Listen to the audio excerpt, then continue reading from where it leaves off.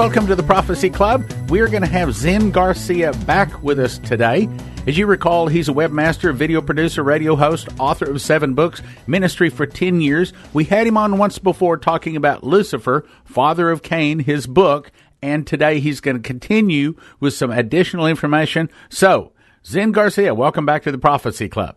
Thank you, Stan. I appreciate the opportunity, and I've received a lot of feedback from your listeners and from those that were able to find the broadcast on YouTube or on the Prophecy Club website. And it seems to have blessed a lot of people and made them look again at what they thought they knew from the biblical revelations that are shared in Genesis chapter 3 and chapter 4.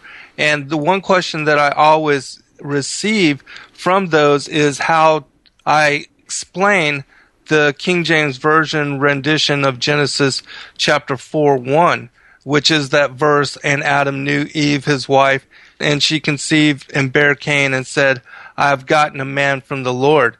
Because for most people, if they think they understand that from what it seems to say, they will automatically disregard everything else, like the prophecies contained in Matthew chapter 13, where Christ speaks about this as revelation for understanding the word, the opposition, the enmity of the goat and the sheep, the wheat and the tares, all those things that are played out throughout Scripture, the differences between Isaac and Ishmael, Jacob and Esau, even David and Goliath, as this enmity between these two seed lines plays out through the entirety of Scripture.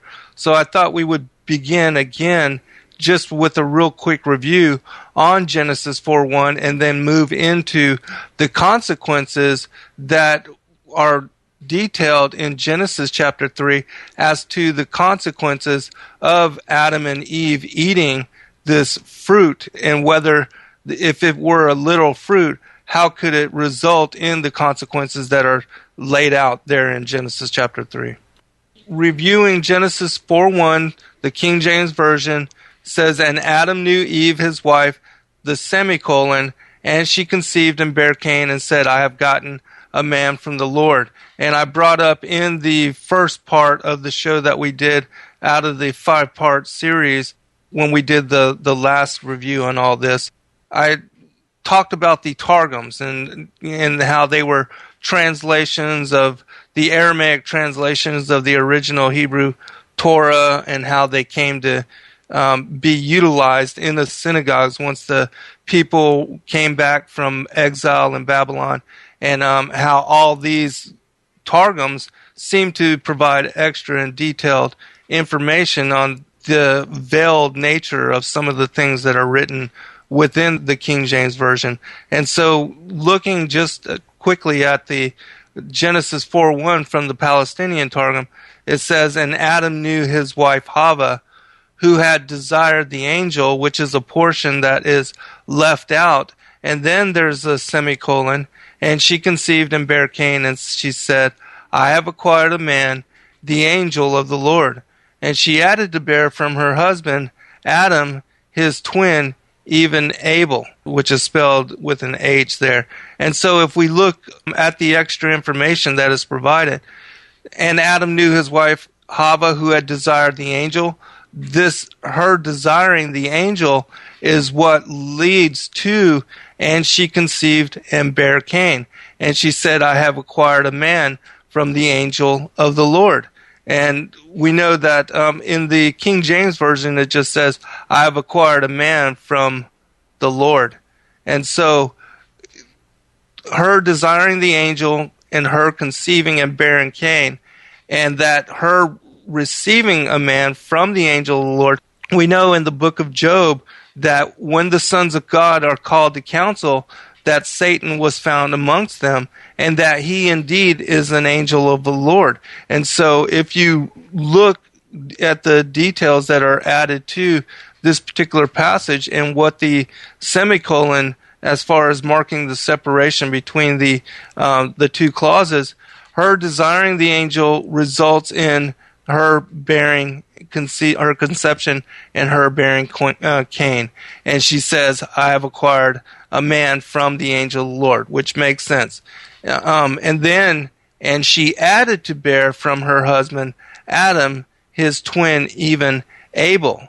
There's even today in modern terms, it's called heteropaternal superfecundation, which means that a woman having sexual relations with two different men and having children from twins from both fathers.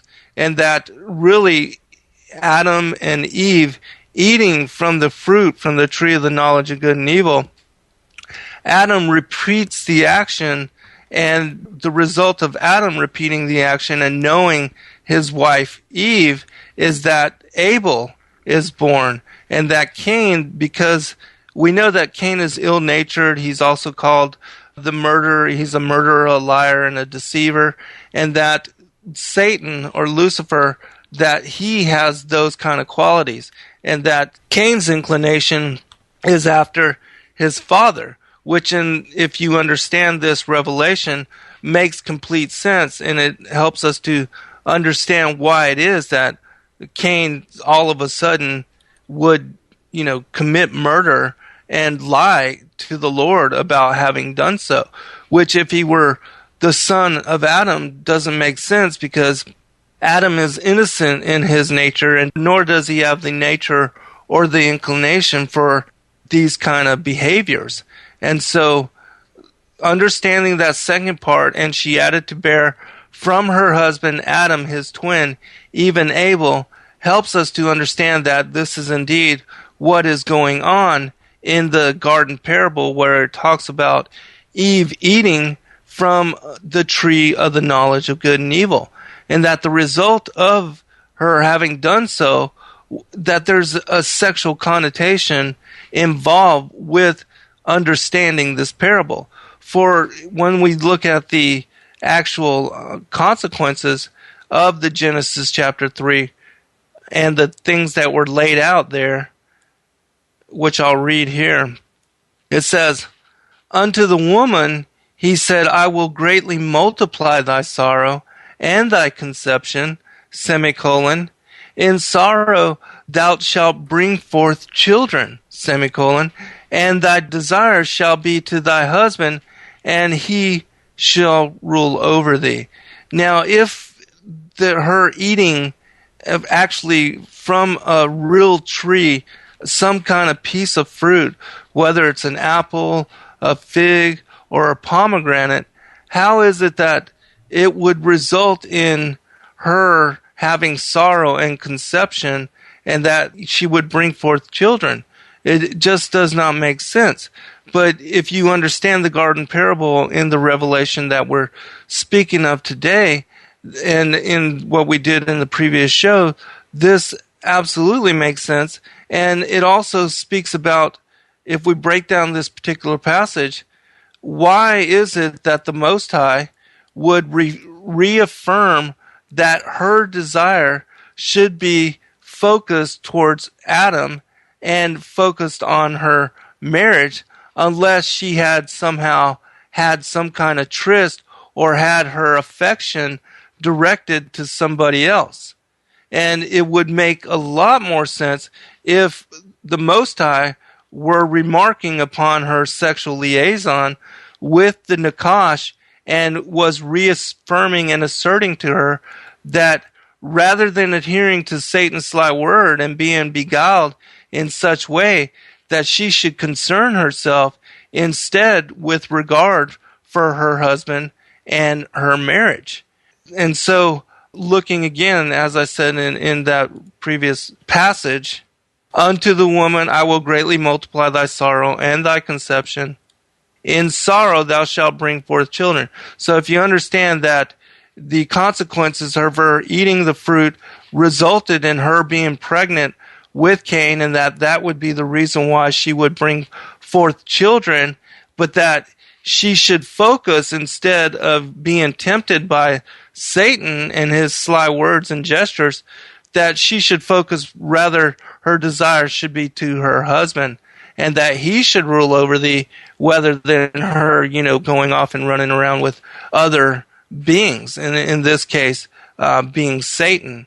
And then the other thing is that Adam would have to work the soil in order to bring forth sustenance to feed his family, that the result of that would be that he would have future progeny, and that their loss of immortality and their bright nature, their falling from grace, being cast out, exiled from paradise, banished here to the earth, and that being transformed into flesh form is where all of these prophecies would play out and take place, in that she would give birth to Cain, who would be the first hybrid child of the devil, a scion of the serpent, the Nakash, and that Satan, speaking to Satan now, the Most High tells him that he would put enmity between her seed and thy seed, which again does not make sense if we're actually speaking about a literal tree and a fruit from some tree. Again, if you understand that this is veiled and that the reference is speaking about and denoting some kind of sexual connotation associated to the garden parable, then that makes sense. And if you understand that her having desired the angel resulted in her conception and giving birth to Cain, and that Cain was indeed the son of the serpent, all of the other things in the Bible, John chapter 8, the Most High, or Christ telling. We'll be right back after this message. Let me read 2 Thessalonians beginning at 2:8. And then shall that wicked be revealed, then I'll skip down, whose coming is after the working of Satan with all power and signs and lying wonders, with all deceivableness of unrighteousness. It's saying that Satan is coming with power, signs, lying wonders, and a great deception. And then verse 11 says, and for this cause God shall send them strong delusion, that they should believe a lie. I have to tell you, I thought this Error in the Church was going to be a really good series, but now that I have listened to 9 of the 10 DVDs, brothers and sisters, I have to say, if you want to keep your salvation, I'm going to say it that strong, okay? If you want to keep your salvation in the day of great delusion and deception, you better have got this 10 DVD set called Error in the Church. Now, why do I say it so strongly? I'm a pastor, okay? I grew up in church. I've started 3 churches, and yet I had no idea of some of this stuff. I'm going to say that if you don't get this, you could very well fall into the deception that is coming. I beg you, it is that good. Get this set. 10 topics: mysticism, New Age in the Christian church, Kundalini spirit, Chrislam, seeker-friendly, emergent church, kingdom now theology, hyper-grace movement, G12, Tazy worship, false Christ, and what else is wrong. 10 DVDs valued at $300. We're asking a pre-order gift offer of $180. Now, would you give $180 to know that you won't fall away? Guys, I mean, I have to say, it's that serious. Call Prophecy Club, 785-266-1112. 785-266-1112. Error in the Church. You'll be glad you did. In 1980, an angel came to Dmitri Duduman and told him that it is written in the Bible and that America will be defeated in 1 hour by Russia. I just made a brand new DVD covering all of the secular, real-life proof that Russia really is preparing to do exactly that. Topics are: arise, devour much flesh, Russia in prophecy, Russia now rich and strong, Russia's numerous military expansions, Ukraine, and how it is making the bear angry. Russia is warning the U.S., but we're not listening. Russia is building their military, modernizing submarines, aircraft, missiles, and their army, while the U.S. is downsizing and filled with traitors and weaknesses. 2.5 hours, gift of $30. Go to prophecyclub.com or call 785-266-1112. That's The Russian Bear Rises at prophecyclub.com or 785-266-1112. Order today. And now, back to the program. all of the other things in the Bible, John chapter 8, the Most High, or Christ telling the Pharisees that they are the seed of the serpent, that they're a den of vipers, how all these references fall into play, and they align with the Matthew chapter 13, the parable of the wheat and the tares, which we'll go into, and also with the enemy having snuck into the garden and sown the tares. We'll go into that here in just a minute, but this is the reason why, if Cain were the son of the serpent, the seed of the serpent, and Abel the firstborn son of Adam, and that after Cain murdered his half-brother, and it says in Genesis 4 that, and Adam lived 130 years and begat a son in his own likeness, after his image, and called his name Seth.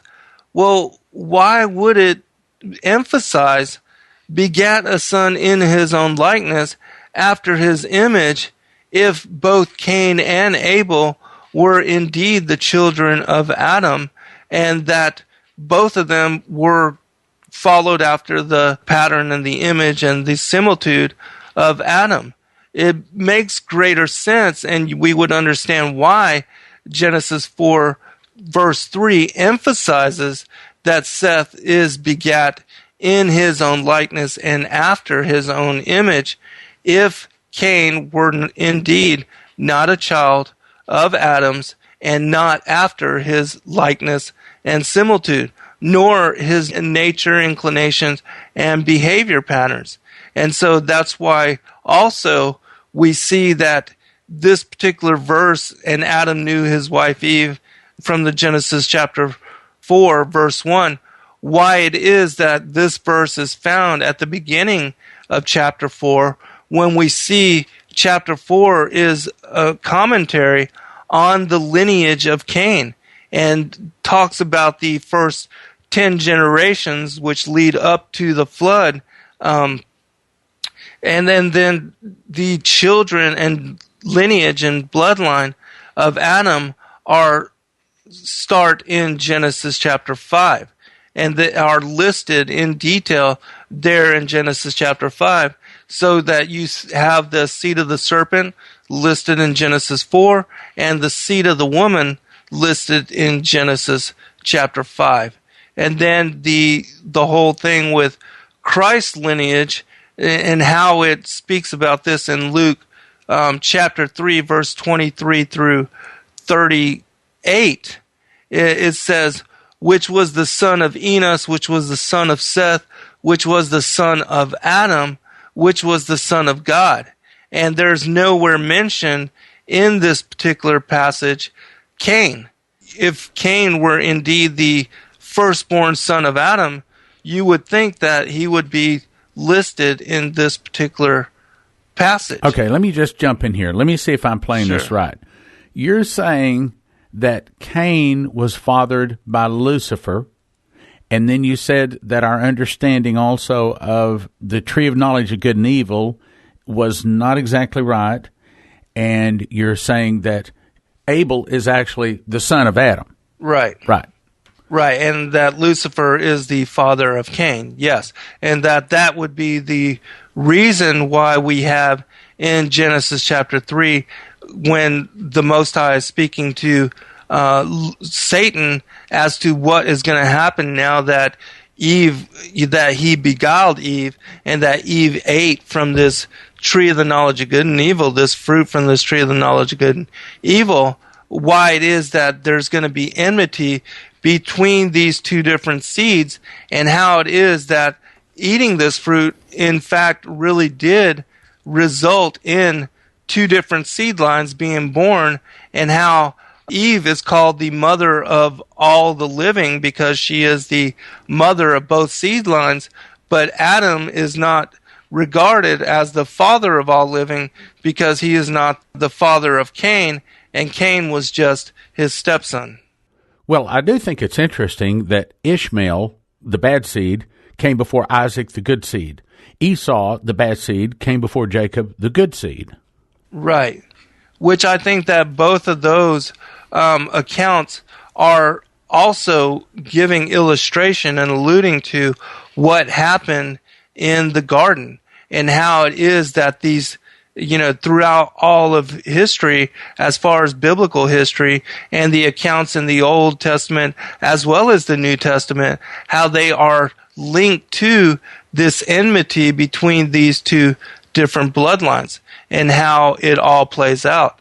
Now, one other thing in regard to the lineage of Christ and how Cain is not included in that, there are two other accounts where the genealogy of Christ is listed, and if people look to the Cave of Treasures as well as the Book of the Bee, which are apocryphal or pseudepigraphal texts, extra-biblical, extra-canonical, but they also give a detailed accounting as to the genealogy of Christ, and in both of those accounts, Cain is not listed in the genealogy of Christ as well. So your conclusion, in summary, is that, in fact, what it's speaking about as Eve eating from the fruit, from the tree of the knowledge of good and evil, that this was an actual sexual act which resulted in the birth of both Cain and Abel as half-brothers, twins, and that they were from opposite fathers, and that this is where the enmity between these two seed lines began and would play out until Christ comes again, and how he spoke about this specifically in Matthew chapter 13. And he said that this knowledge was important and that even the many prophets and kings did not understand this as revelation. Okay, so tell us why we should get your book, Lucifer, Father of Cain. Well, I think the most important thing, even though this is not a salvation issue, is that it helps one to understand why we have the prevalence of evil in the world even today, and how it is that the New World Order elites, those that claim the divine right to rule, and that also understand this revelation and do not claim to be from the line of Adam, but know that they are from their father, the devil, and that they're ruling from behind the scenes, how all of this then falls into place and makes sense, and that it all bears again upon Matthew chapter 13, which we can go into in the next segment, which Christ speaks about and cites specifically in that passage to help us to understand this information so that we can understand the nature of the world that we're living in today, because a lot of prophecy was written for the final generation. How's this tie in with the giants and with the Nephilim and also the UFO and the aliens of the end times?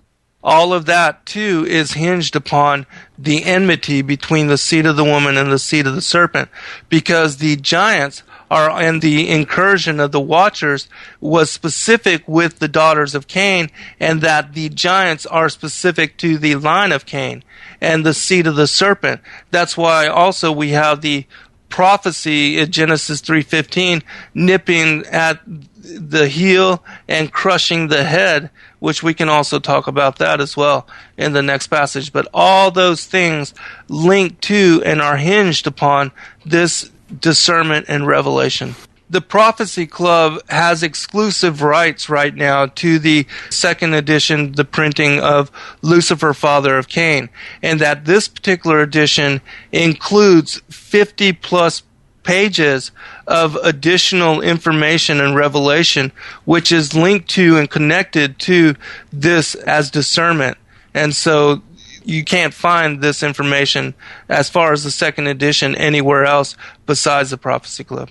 Okay, guys, if you'd like to get his book, Lucifer, Father of Cain, we ask a gift of $25 to help us continue on the radio, and you can get that by calling 785-266-1112. Grab your cell phone, 785-266-1112. Grab your cell phone, type it in right now, 785-266-1112. You're going to order Lucifer, Father of Cain, and if you want to give more than just the $25 donation, that would be much appreciated. And if you'd like to get it online, you can go to prophecyclub.com, prophecyclub.com. Welcome to the Prophecy Club. We're going to continue talking with Zen Garcia today. He's a webmaster, video producer, radio host, and author of 7 books. And today we're going to be talking about his book, Lucifer, Father of Cain. Specifically, he's going to talk to us about how this ties in with Matthew 13. So, Zen Garcia, welcome to the Prophecy Club. Thank you, Stan. I appreciate the opportunity, and I hope that the programs we have done prior at least pique the interest of your listeners so that they would go to and revisit the information that is contained within the King James Version of the Bible so that they can see where we're coming from as in presenting this information and how it's important in understanding it so that you can understand what the Most High or what Christ is speaking about in Matthew chapter 13, which I think is one of the most important revelations that are connected to this as discernment. And we'll begin with verse 10 and 11, where the apostles ask him, "Why speakest thou unto them in parables?" And he answered and said unto them, "Because it is given unto you to know the mysteries of the kingdom, but to them it is not given." And after speaking of a few more things as far as why it's important to understand this as information, he says, "For verily I say unto you that many prophets and righteous men have desired to see those things which ye see, and have not seen them, and to hear those things which you hear, and have not heard them."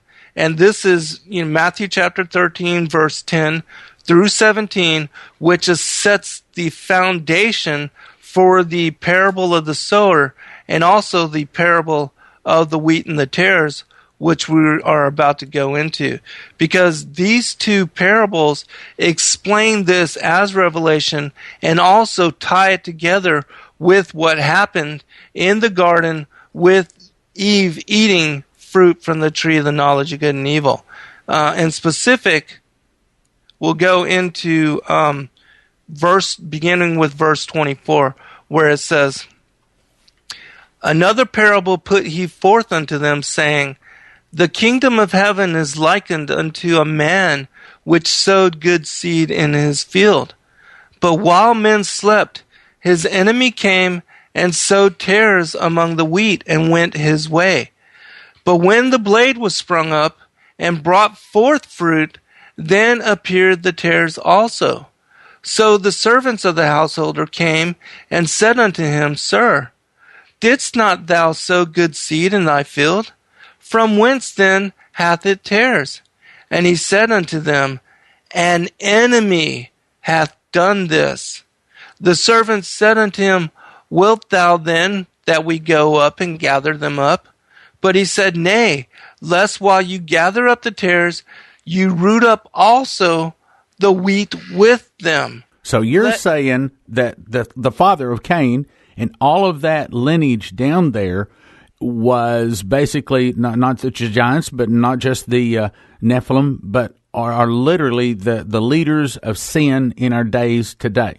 Yes, and that they are the tares. They are the seed line of Cain, which at the end of this show, we'll speak about two passages or two specific pieces of information that are exclusive to the second edition of Lucifer, Father of Cain. Okay, and you got to explain how we jumped over the flood with that. But anyway, we'll come back to that. Go ahead. We'll do that too. Go ahead. Okay. Okay. And so continuing, an enemy hath done this. The servant said unto him, Wilt thou then that we go and gather them up? But he said, Nay, lest while you gather up the tares, you root up also the wheat with them. Let both grow together until the harvest. And in the time of the harvest, I will say to the reapers, Gather ye together first the tares, bind them in bundles to burn them, but gather the wheat into my barn. And so, Matthew chapter 13, verse 24 and 30. And so, if we revisit this, the parable of the sower, this is the whole thing of what happened in the garden. But while men slept, his enemy came and sowed tares among the wheat. This is speaking about the beguilement of Eve, and that whatever Adam was doing, whether he was because some scriptures or some other extra biblical texts, they speak about Adam as being in a different part of the garden, tending the garden. Eve was left alone, and that the serpent, the Nakash, went up to her and, tempted her to eat from this fruit, which was the result was her beguilement. And in what we're laying out here, the discernment of which resulted in her being pregnant with Cain. So, but when the blade was sprung up, this is actually when the children were born and brought forth fruit, then appeared the tares also. So when the children were born to Eve, first Cain and then Abel, they understood that Cain was of a different nature. So there was something about him that, and it says in some of the other passages, that he was like the heavenly beings and not like the earthly beings. So there was something significant about him that made him immediately not like the regular children born, in this case, Abel first, and then with Seth. Well, I do find it interesting that Cain complained to God and said, look, they're just going to kill me. And that's when he put a mark on Cain and told everybody not to kill him. Right. Yeah, because there was something about him that was different. What that was is yet to be determined. Of course, we don't have the exact details on that, but there was absolutely something different. And this is, in my opinion, also why Genesis chapter 4, verse 3 speaks about Seth as being born in the similitude and the likeness of Adam. And so there's something to this. And so then the servants of the householder came and said unto him, Sir, didst not thou sow good seed in thy field? These are the children of the woman, the seed of Adam, because Abel was killed, which would be replenished with Seth. From whence then hath it tares? And so the Most High tells them, he said unto them, an enemy hath done this. And so the servants are the angels, and they go to the Most High and they ask him, how is it that this seed, this tare line, these evil, the seed of the serpent, ended up being upon the planet, in which in this case the garden, the field is the garden, the world. And where did the tares show up? How did they get to be there? And he says, an enemy hath done this. And so then they ask him, as the angels, wilt thou then that we go and gather them up? But he said, nay, lest while you gather up the tares, you'll root up also the wheat with them. Let both grow together until the harvest. And then in the time of the harvest, I will say to the reapers, those angels that he's going to send out to differentiate, to gather the tares for burning, and also the wheat for the barn. He tells us in the parable of the wheat and the tare exactly what he's speaking about as far as the enemy that sowed the tares, and that he says this without parable form. Well, I think I need to point out here that a tare genetically is not wheat.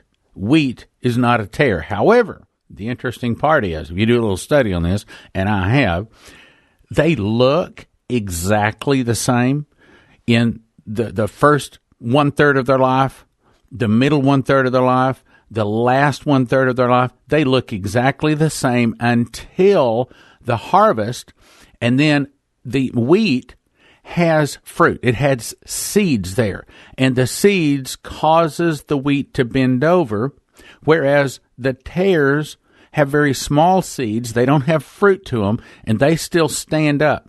And that's the reason he says in the time of harvest, let's go gather first the tares. Literally, they did gather the tares of another DNA type because the farmer would walk through, because the tares were easy to spot. However, if they allowed just one tare to get in that wheat, the tare seed is extremely bitter and would ruin the flour that they want to make their bread with, okay? So they would go through and they would pull up all of the tares, rather easy to pull them out because they stand up, you can see them. Then after they remove the tares, then they just mow down the wheat and gather it all into the barn. Right, and I think also that there's a reason why the Most High created the wheat and the tare in the way that he did, and how I think it's also speaking about how the elites, that they're so proud and haughty that they would not bow down to the Most High. Right. That they are arrogant, just like Lucifer in his vanity. He wouldn't bow down to the Most High. He wanted to be as God himself. He wanted to rule. He couldn't be a servant to the Most High, but he wanted to be like the Most High. Well, there is another parable to tie in there too. Okay, when they've gathered all of the wheat, they put all the wheat, and that's the leaves, the sticks, the straw, the all parts of the plant, in a big pile. Then they take a flail, which is two sticks tied together in the middle with like a piece of leather or something like that, and they flail the wheat. They beat the wheat, and that is a picture of the 7-year tribulation. Right. And the trouble, the beating of the wheat, separates the leaves and the twigs and the stalk from the wheat. So you got this big pile of the whole wheat plant all beat to pulp. So then they throw it in the air. If wind is blowing, then it blows away the wood, hay, and the stubble. The leaves, the sticks, the stalks, all of that blows away. It's light. And so they separate it, and they have a big pile of wheat, and then they literally gather the wheat into the barn. But the first thing they do is gather the tares, and then they put all the tares in a big pile, and they burn it. They want to make certain they get rid of all of those seeds from those tares. They don't want one seed to get into their flour, or it makes it bitter, very, very terrible tasting. Then they do the thing with the wheat. Absolutely, and I think this is another confirmation from nature and the way that the Most High manifests creation as to exactly what we're talking about, and the differences between the seed of the serpent and the seed of the woman. Going into the next part, where Christ is not going to speak to them in parable form anymore. This is after the multitudes are sent away, and he's going to speak to them plainly and tell them exactly what he's talking about, because they ask him specific, declare unto us the parable of the tares of the field. And again, this is after the multitudes are sent away. And he answered and said unto them, He that soweth the good seed is the Son of Man. The field is the world. Again, the whole thing with the parable of the sower, the field being the world. The good seed are the children of the kingdom, but the tares are the children of the wicked one. There it is. Just as it says in John chapter 8, where he says that Cain was of the wicked one. Wow. And then just to make sure that we get it, and that we're talking about literal children here, physical children, seed of the serpent, are not just spiritual, but that they are absolutely physical. He says the enemy, which is again a reference to the enemy that sowed the tares in the parable of the sower, the enemy that sowed them is the devil.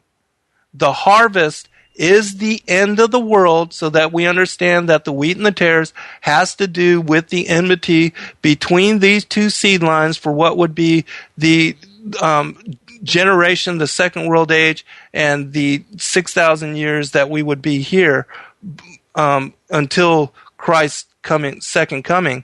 The harvest is the end of the world, and the reapers are the angels. As therefore the tares are gathered and burned in the fire, which is a reference to what you just laid out and spoke of in detail, so shall it be in the end of this world. The Son of Man shall send forth his angels. They shall gather out of his kingdom all things that offend, and them which do iniquity, and shall cast them into a furnace of fire. There shall be wailing and gnashing of teeth. Then shall the righteous shine forth as the sun in the kingdom of their Father. Who hath ears to hear, let him hear. Which is again a reference to those that understand this information, that can comprehend its the profundity which is connected to it, and how it is relevant to all of the other things that are laid out from Genesis to Revelation. God really showed you a revelation on this, didn't he? Absolutely. He opened up your spirit, and he pulled back the blinders, and you saw it, right? Yes, absolutely. And that's why I've been trying to share this information with all those that would open themselves to new possibility. Well, I've just been talking with another fellow, which we're also going to have on. This all ties together back with Genesis 6, the giants, right, which ties into the hybrids, which ties into the UFOs, which ties into the end times and the Great Deception and the Antichrist and all of that. The end is in the beginning, okay? Exactly. And what your book does is take them back to the beginning, peel the layers of the onion back so that they can see, look, guys, for you to understand the end, you have to first understand the beginning. Right. Correct? And that the beginning is not just Genesis chapter 6, but that it goes all the way back to Genesis chapter 3 and to Eve eating this fruit from the tree of the knowledge of good and evil that resulted in her giving birth to the first hybrid, which is this tear. Now, did I catch you right? You don't believe that she ate from a plant? No, or a tree. You're saying that was actually sex with Lucifer. Right. It resulted in her being pregnant with Cain and giving birth to what would be the first seed of the serpent. Okay, now explain how that seed jumps over the flood. When God has specifically chosen 8 people to get through, would one of them still have some kind of dormant DNA in them? How do you jump over the flood with that? This is an important revelation as well. And in order for us to gain some extra detail on this, we have to reference the book of Jasher. And so I'm going to read a passage which will set up the premise and help us to set a foundation for what we're going to be talking about in this, and how it was that Cain and the Cain line and the lineage of Cain, how they were allowed continuance through the flood of Noah's day. Let me set up Jasher. Guys, if you haven't read this book, in my opinion, it's like Maccabees. It's like some of the other extra biblical books. If you read it, you can tell that it is not inspired. It's not actually spoken by God. It is a history book. That doesn't mean that it's wrong, though. It just means that God didn't author it. But it may very well be that some of these, like the book of Enoch, many of those were authored by great men of God. It's just that it's not the direct word of God. Is that the way to explain it? Yes, absolutely. And it is mentioned in the holy text. Right. It's mentioned within the scripture, in the canon. Right. And so, yes, that's a good way to speak about it. And so we're going to go to a passage in Jasher chapter 5 where it says this: Noah, the son of Lamech, refrained from taking a wife in those days to beget children, for he said, Surely now God will destroy the earth, wherefore then shall I beget children? And Noah was a just man, he was perfect in his generation, and the Lord chose him to raise up seed from his seed upon the face of the earth. And the Lord said unto Noah, Take unto thee a wife, and beget children. For I have seen thee righteous before me in this generation, and thou shalt raise up seed, and thy children with thee, in the midst of the earth. And Noah went and took a wife, and he chose Naamah the daughter of Enoch. And she was 580 years old, and Naamah conceived and bare a son. He called his name Japheth, saying, God has enlarged me in the earth. And she conceived again and bare a son. And he called his name Shem, saying, God has made a remnant to raise up seed in the midst of the earth. And Noah was 502 years old when Naamah bare Shem. And the boys grew up and went in the ways of the Lord in all that Methuselah and Noah their father taught them. All right, so here we have the whole passage of, the Most High tells Noah to take a wife. He takes Naamah as his wife. Then in this particular passage, it speaks about the children which are born unto Noah and his wife Naamah, and that they went the ways of the Lord, and they grew up in all the things that Methuselah and Noah, their father, had taught them. All right, we understand all that. But what is not referenced, first off, is that it does not speak about the birth of Ham, and that Ham would be a son to Noah and to Naamah. And we know that Naamah is listed, or a Naamah is listed as the sister of Tubal-Cain in Genesis chapter 4, which is, again, a reference and cites in detail the lineage of Cain from Cain all the way to Tubal-Cain, the children of Lamech, which are the 10 generations which lead to the flood. And that in Genesis chapter 5, it lists in detail the lineage of Adam, and it remarks on Adam to Noah. And then, after that, it goes on into how the planet was repopulated. Okay, so you're saying Ham was not the son of Noah's wife Naamah. It was the son of someone else. Right. And so the seed could have got in through that direction. Right. And so what I'm speculating on is that Naamah, which is listed here as the daughter of Enoch, first, this Naamah is not the sister of Tubal-Cain, because Enoch in Cain's line is the firstborn son of Cain. It goes from Cain to Enoch and then continues. And so if Naamah were the daughter of Cain, she would be very much older than Noah. And so, but if we understand that the Naamah, speaking of, because it says in this particular passage that Naamah was the daughter of Enoch. And so if we understand that this Naamah was actually the daughter of Enoch, who was the son of Yared, and it was during the time of Yared that the Watchers came, then she would be very close in age to Noah, who was the son of Methuselah. And so understanding that first, and that this particular passage references that the first two children, Japheth and Shem, that they were born from Naamah and Noah, but that nowhere is mentioned that Ham was the son of Naamah or Noah. And it's my speculation, and Dr. Joy writes about this. She's got some additional information in her third book, Beguiled, which is all about the two bloodlines and the lineage. She talks about how Noah took a second wife, and that it was through this second wife that Ham, when it speaks about he had seen the nakedness of his father, that those references are actually talking about that he had fornicated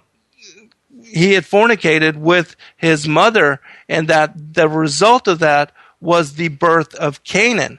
And that we know Noah, after it speaks about, Ham having seen the nakedness of his father, that Noah cursed Canaan and made them to be servants unto the line of Shem and the priesthood.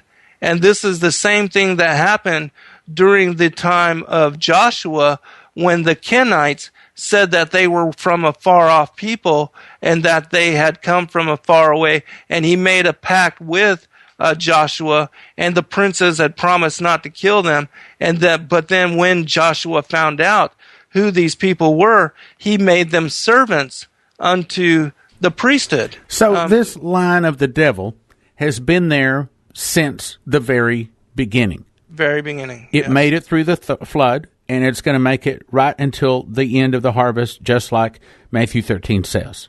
Right. And the reason... that's a real revelation. It is. That's really important. Guys, I really think it's important that you get this. As a matter of fact, we're running out of time. Quickly tell them about your book. Okay, well, first, know that this information and some of the things that we can go into in another part, that this is all exclusive in the second edition, which is being offered through the Prophecy Club. That all of the other Lucifer, Father of Cain's books that are being sold on Amazon and other places are not the second edition. So you do have to get these through the Prophecy Club in order to get this additional information. And again, I think it's just absolutely important and critical, and that's why Christ emphasized this in Matthew chapter 13 as being a revelation. He says, I will utter things that have been hidden since the foundation of the world, and how all this is important to us as the fig tree generation in order to understand those things which have been laid out in the entirety, the full foundation of the canon, both Old and New Testament, and that the beginning was not Genesis chapter 6, but Genesis chapter 3, and that the end is, again, when the reap. 785-266-1112. Grab your cell phone, type the word in here, type the numbers in, 785-266-1112. Lucifer, Father of Cain. We ask a gift of $25 or more. Help us out with the radio airtime. You can give more than the $25. 785-266-1112. Find out how the seed of Satan is going to make it all the way from Adam to the harvest. They're going to be there when Jesus returns. 785-266-1112. Father of Cain. Thank you for listening. Thank you for your prayers. And thank you for your gifts of support. God bless. Now, he's written this awesome book called Lucifer, Father of Cain. He's about to explain to you how the Nephilim, how the hybrids, how the seed of Lucifer is going to make it all the way to the harvest. If you hadn't caught the other programs before this one, go to prophecyclub.com. You can listen to all of the programs going back a couple of years. That's prophecyclub.com. So, Zen Garcia, welcome back to the Prophecy Club. Well, thank you, Stan. And again, I appreciate the opportunity. I hope that your listeners are being benefited in some way with the knowledge that we are presenting, and that it is blessing their lives, and that hopefully they are doing as we ask them, not to not believe us, but to go and to look at it again for themselves and take it before the Father and the Son and ask them to confirm this as revelation for them. And I think if they do that, that it will lead to the confirmation which the Most High also led me to, which I will now lay out for you, and that this is also the difference as far as the edition that is being offered through the Prophecy Club, because I did revisit the original manuscript and add abundance of new information to this second edition, and that right now exclusively it is offered through the Prophecy Club. I'm going to speak about two very important pieces of information that are found in this edition that are not available in the others, and why it is that people would, want to get the second edition, even though the first one can stand on its own and there's a lot of great information in it. I think the second one is absolutely superior. Guys, I really think as prophecy students, we need to understand, because all the way back to the tree of the knowledge of good and evil, Lucifer sowed his seed. That seed, he'll tell you, made it past the flood. He'll explain to you how it did, and you'll understand it. And it's going to go all the way to the end of the harvest as the tares. It ties in with the Nephilim. It ties in with UFOs, ties in with the Antichrist, and it is all started right there at the tree. And I believe God has shown him a revelation, and I think you will have your mouth drop open as you read this book saying, wow, he's right. I see it. He's right. Again, it's Lucifer, Father of Cain. You get it at 785-266-1112. Grab your cell phone. I'll give it to you again, 785-266-1112. prophecyclub.com. Okay, so tell us what is in this brand new edition that is not in any of the other editions. The first thing that I want to share with everybody is that after I published Lucifer, Father of Cain, the first edition, in April of 2010, the Most High led me to something that confirmed the whole premise of that work, and which people will be able to confirm this for themselves. And it has to do with this website called BibleCodeWisdom.com, which is a Bible code program that allows you to search in English the first 5 books, the Torah, the Pentateuch, and to look for anything as far as Bible codes which would be relevant to a particular topic and subject. And so I decided to see if I could find something in the Bible code which is connected to the revelation of the fruit of the tree of the knowledge of good and evil actually being something that was veiled as far as the sexual connotation, and that it is connected to Cain as being a seed, a tare, and a child of the devil. And so I went to BibleCodeWisdom.com, typed in the search bar the following keywords. And the first one was goat, G-O-A-T. The next one, Esau, E-S-A-U. The next one, Cain, C-A-I-N. The next one, devil, D-E-V-I-L. The next one, son, S-O-N. The next one, seed, S-E-E-D. The next one, fruit, F-R-U-I-T. The next one, tree, T-R-E-E. And the next one, tare, T-A-R-E, which for those that have looked for and tried to find Bible codes on your own using the various programs that are out there, you will understand that these are a lot of keywords, and that a lot of Bible codes only have 2 or 3 keywords, and that you will find maybe 1 or 2 matrices which are connected to them as far as if they're contained within the Bible codes. And so when I hit enter and having typed in these particular keywords, I was surprised to find that this particular Bible code, not only was it found encrypted within the Bible code over the Torah, but that it was actually found 7 different times.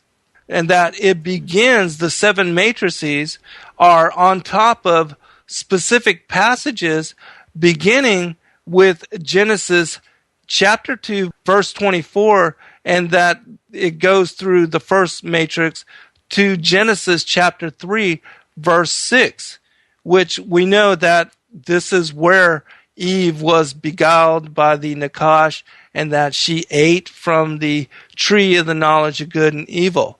And so it was interesting to me that indeed there was a Bible code that was found, not only 1, but 7 of them, and that the first one begins with where we find in Scripture that Eve was beguiled by the Nakash and actually impregnated with the firstborn son of the devil, Cain. And so the first 2 matrices are found Genesis chapter 2, verse 24 through Genesis chapter 3, verse 6. The third matrix is over Deuteronomy 33, verse 8 through 16. The fourth matrix is found over Psalm 133, verse 10 through 17. The fifth matrix over Luke chapter 8, verse 10 through 19. The sixth matrix over Luke chapter 8, verse 12 through 19. And the final, the seventh matrix, is over Ephesians 6, verse 2 through 16, which is, again, mind-blowing, because Ephesians chapter 6 is a well-known scripture speaking about the powers, the principalities, the rulers of darkness, wickedness in high places, and how our battle is not against flesh, but these particular spiritual powers. And so, to me, it was mind-blowing to not only find this matrix in the Bible code, but to find them overlaying Genesis chapter 3 and then also Ephesians chapter 6, as well as the other particular passages, which in this new edition, the second edition, I break down and I show with photos the exact matrix and how they line up and the particular way that they align up, and also I comment on why it is I believe that they were found over these particular parts of the original Torah. Another thing that I thought was of interest as far as these matrices is that they were found 7 times, and that we understand, those that understand that, the Hebrew words, the letters, that they also have numerical meaning, and that the number 7 denotes completion. That, just like the Sabbath, that 7 also speaks about the 7 days of creation, and that the 7th day was a day of rest, and that it also is connected to the 7 complete colors of the spectrum of the rainbow, and the 7 notes of a musical scale, and how 7 has a lot of connotations as far as being and showing completion in the manifest creation.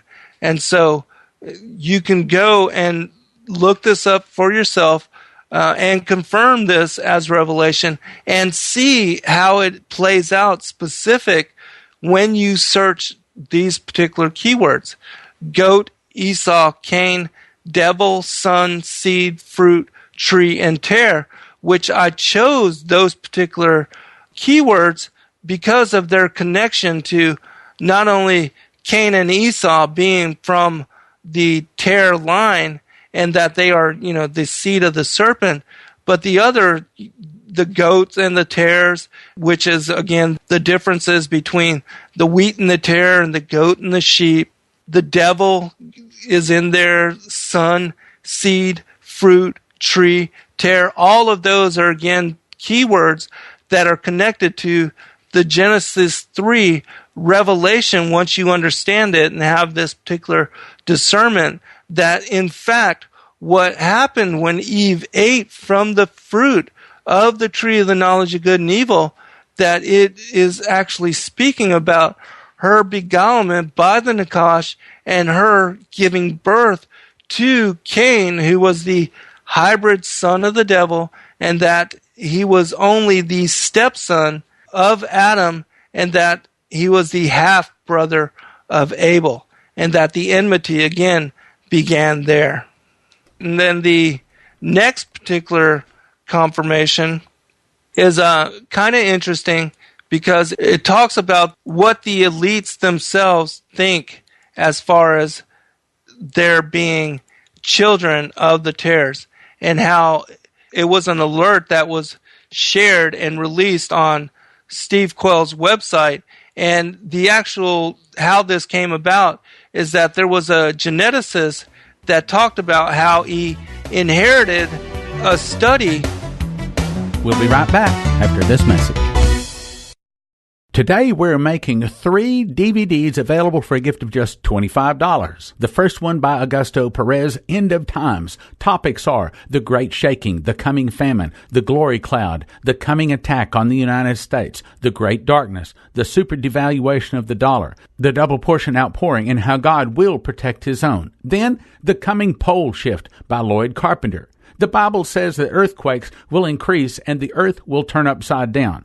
Lloyd has studied the coming pole shift for over 20 years, and he says it is coming. And the topics are the earth's wobble, earthquakes, tsunamis, weather pattern changes, tornadoes, hurricanes, mudslides, floods and droughts, volcanoes, plate tectonics, seafloor spreading, hot spots, melting ice in the ring of fire, subduction zones, the scientific rationale for a pole shift, the Pacific Ocean and plate tectonics. Have earthquakes dramatically increased in the last 10 years? How does the Earth's rotation affect earthquakes? And John Moore, in Signs in the Sun, Moon, and the Stars, gives you a fascinating presentation using biblical, archaeological, scientific, and privileged government information to show you what is beginning to cause these signs signs in the sun, moon, and the stars. John proves the signs have already begun and will grow in intensity. He was an intelligence analyst for the U.S. Army and now a homicide detective and radio host. He has been investigating Earth changes since 2000 and has some startling discoveries.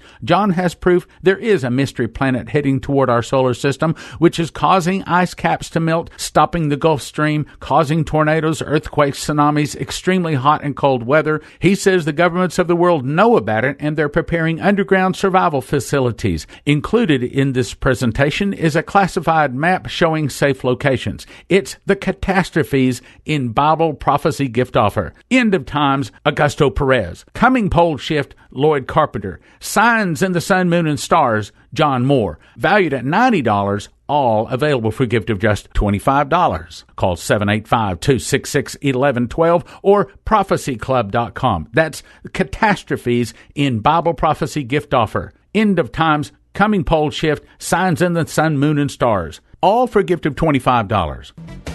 And now, back to the program.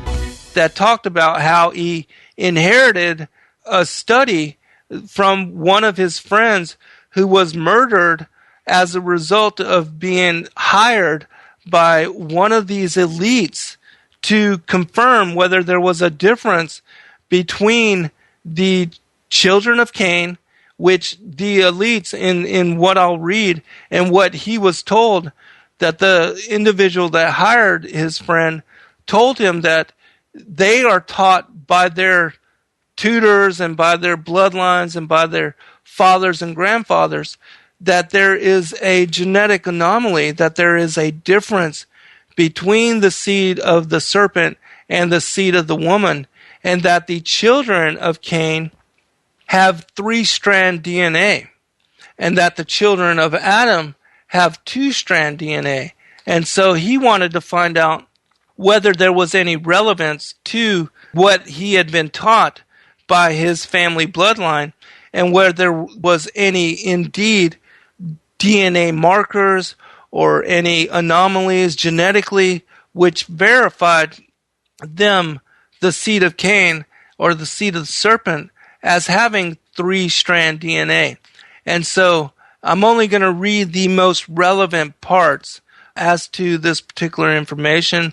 I think it's critical in that it gives us a window into the perspective of the elites and what they are taught themselves by their particular bloodline. And so, again, this individual that is going to be commenting now inherited the research from his friend who was murdered to keep this information hush-hush and on the down low, and that even the Illuminati member, the person from this particular bloodline, he was also suicided and murdered to keep this information from going forth, and that they were trying to keep this all covert and hidden from we as the sons of Adam. And so it says this: in his notes, my friend pins some personal thoughts after having considered his observations and the source of his DNA materials. On the plane ride back stateside, my friend, who at the time was one of the most knowledgeable DNA researchers on the planet, pulled out the biggest piece of mental jerky that I've ever gnawed on. His benefactor, test subject, believed that while most of the sons of Adam had double-strand DNA, that he had been told by his family that he and his blood relatives were distinctly different, and that he, like his fathers before him, had triple-strand DNA. He wanted my friend to secretly prove once and for all if this was true or not. The subject claimed that his extended family and their cousins, who are kings, queens, and princesses, as well as leaders of industry and banking worldwide, that they believe they are children of an otherworldly race of humanoid beings. He'd been taught by his tutors that once upon a time his ancestors had fallen to earth after some cosmic calamity, think about the war in heaven, in the time before the garden. He believed that while their ancestral mother was Eve, their ancestral father was not Adam. He was torn to know if that a child of Cain was actually genetically different and whether he could be quote-unquote saved. He thought of the Vatican's pronouncement that the aliens are our cousins and the Vishnu teachings of a time when gods flew in spaceships and destroyed whole cities in a single blast. He even had notes about Elijah being caught up in a chariot of fire. Maybe he had misread or misunderstood the entire history of his Bible.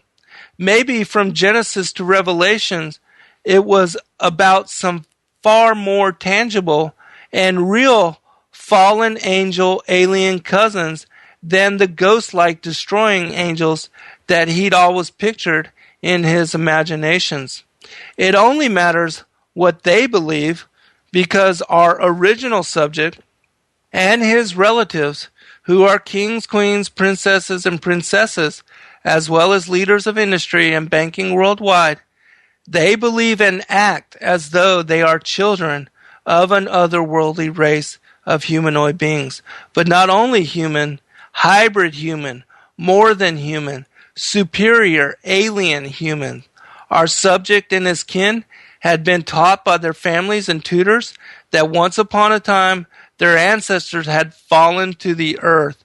He believed that while their ancestral mother was Eve, their ancestral father was not Adam, and they believed that our humanoid cousins, they are superior, hybrid, half alien, and only half human, and that they once reigned from Olympus as pharaohs and were pharaohs, and whatever the real truth of their history, their belief is the driver of their actions. Being the true believers they are, they will continue to operate in accordance with their belief and the laws of alien Darwinian type survival. That's why they interbreed, to maintain the purity of their bloodline.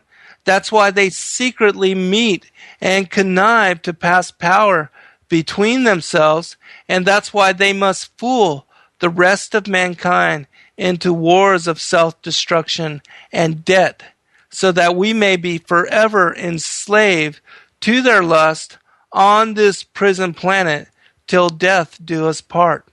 More than afraid, they know in their hearts that this is a fight for survival.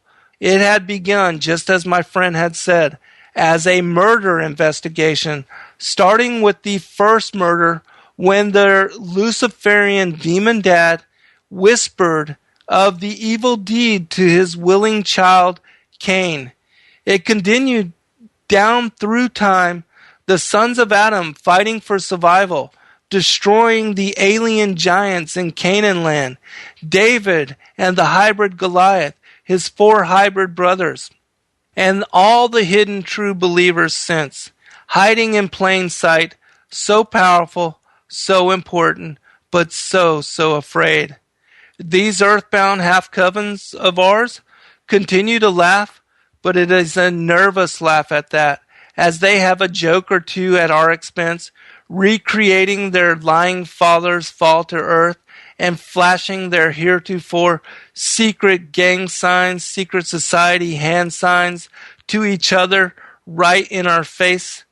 I know how dangerous their beliefs are, because they are being driven by their beliefs, taught to them by their real alleged father, the father of lies.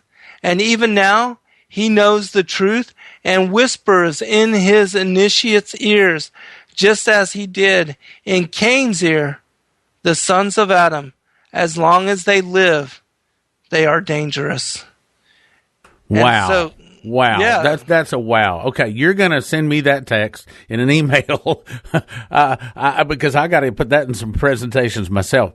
And, I'd be glad to. And guys, all of this he's been talking about is in his new book, Lucifer, Father of Cain. Grab your cell phone right now, 785-266-1212. Put it in, 785-266-1112. 785-266-1112. You're going to hit send, and you're going to call and order that book. And yes, we ask a donation of $25 or more, but you're going to help us with some airtime. You're going to give even more than the $25. Probably there's been other times when you've listened and maybe you need to do a little catch up here. 785-266-1112, 785-266-1112, 785-266-1112, Lucifer, father of Cain. Or go to prophecyclub.com, prophecyclub.com. Now, in a couple of minutes, tell us why we need to get your book, Lucifer, father of Cain. Again, it goes back to the revelation that is contained within the Bible, the canon of the Old and New Testament, which many people have been reading and studying for decades, multiple decades, but that unless you have this revelation, this discernment as skeleton key to unlock all of the other things which hinge upon this as revelation, the Bible just does not make sense in the way that it should, and of which Christ was speaking about when he said, I will utter secrets, things that have been hidden since the foundation of the world. That this is the secret that he was speaking about and referencing to, and that as a skeleton key, it unlocks the entirety, the full summation of the biblical text, Old and New Testament. The battles between these two bloodlines as they played out, even with what is referenced in this passage, with the enmity between Cain and Abel, the children and lineage of Cain, to that of Seth, Isaac and Ishmael, Jacob and Esau, the Pharisees and Christ. All these things are totally dependent upon this as revelation, and that once you understand it and you read the gospel, it will read in the way that it's supposed to, and that the things that have been veiled since, again, the foundation of the world will present themselves to you in new light, and you will be blessed with greater understanding. 785-266-1112. 785-266-1112. Get your cell phone, type it in, 785-266-1112, and you're going to order Lucifer, father of Cain.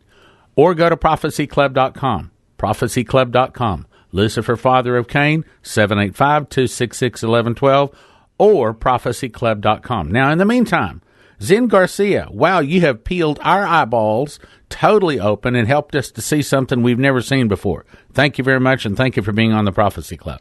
Thank you, Stan. I appreciate the opportunity, and I just pray that it can help your listeners and readers to understand the gospel in the way that I think the Most High, the Son, and the patriarchs of old wanted us to understand, disregard everything else, like the prophecies contained in Matthew chapter 13, where Christ speaks about this as revelation for understanding the word, the opposition, the enmity of the goat and the sheep, the wheat and the tares, all those things that are played out throughout Scripture, the differences between Isaac and Ishmael, Jacob and Esau, even David and Goliath, as this enmity between these two seed lines plays out through the entirety of Scripture. So I thought we would begin again just with a real quick review on Genesis 4:1 and then move into the consequences that are detailed in Genesis chapter 3 as to the consequences of Adam and Eve eating this fruit, and whether, if it were a literal fruit, how could it result in the consequences that are laid out there in Genesis chapter 3.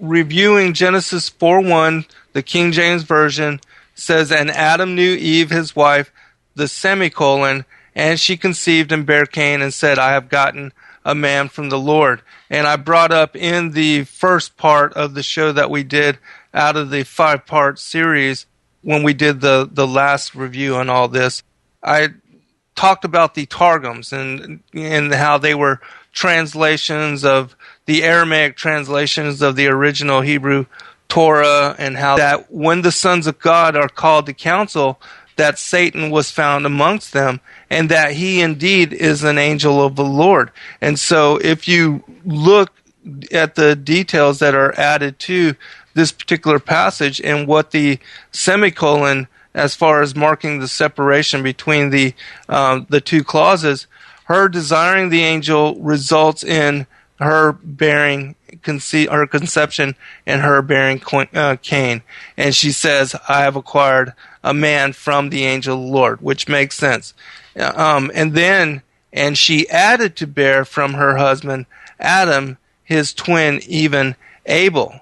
There's even today in modern terms, it's called heteropaternal superfecundation, which means that a woman having sexual relations with two different men and having children from twins from both fathers.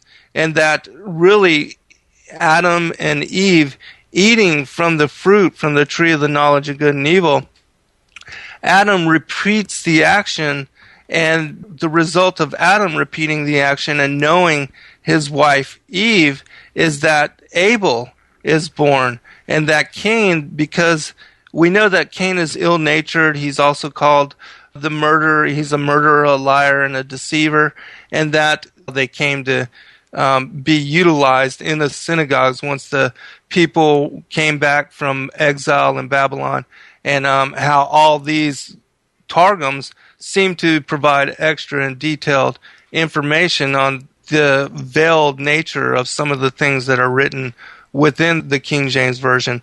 And so looking just quickly at the Genesis 4:1 from the Palestinian Targum, it says, and Adam knew his wife Hava, who had desired the angel, which is a portion that is left out. And then there's a semicolon, and she conceived and bare Cain, and she said, I have acquired a man, the angel of the Lord.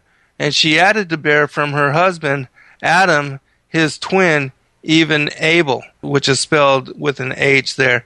And so if we look at the extra information that is provided, and Adam knew his wife Hava, who had desired the angel, her desiring the angel is what leads to, and she conceived and bare Cain. And she said, I have acquired a man from the angel of the Lord. And we know that in the King James Version, it just says, I have acquired a man from the Lord.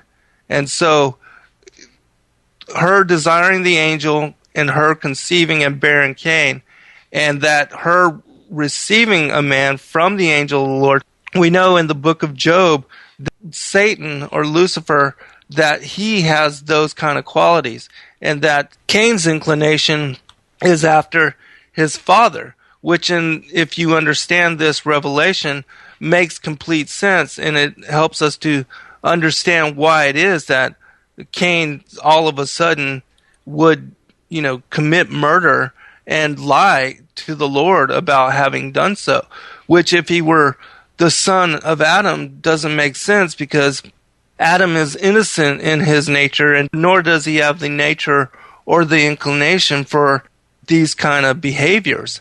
And so understanding that second part, and she added to bear from her husband Adam his twin, even Abel, helps us to understand that this is indeed what is going on in the garden parable, where it talks about Eve eating from the tree of the knowledge of good and evil, and that the result of her having done so, that there's a sexual connotation involved with understanding this parable.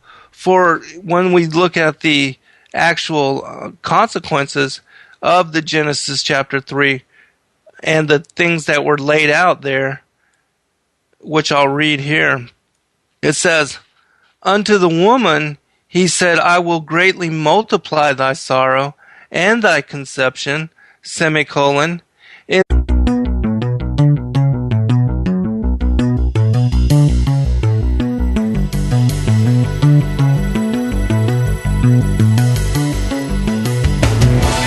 Welcome to the Prophecy Club. We're going to have Zen Garcia back with us today. As you recall, he's a webmaster, video producer, radio host, author of 7 books, ministry for 10 years. We had him on once before talking about Lucifer, father of Cain, his book, and today he's going to continue with some additional information. So, Zen Garcia, welcome back to the Prophecy Club. Thank you, Stan. I appreciate the opportunity, and I've received a lot of feedback from your listeners and from those that were able to find the broadcast on YouTube or on the Prophecy Club website. And it seems to have blessed a lot of people and made them look again at what they thought they knew from the biblical revelations that are shared in Genesis chapter 3 and chapter 4. And the one question that I always receive from those is how I explain the King James Version rendition of Genesis chapter 4:1, which is that verse, "And Adam knew Eve, his wife, and she conceived and bare Cain and said, I have gotten a man from the Lord." Because for most people, if they think they understand that from what it seems to say, they will automatically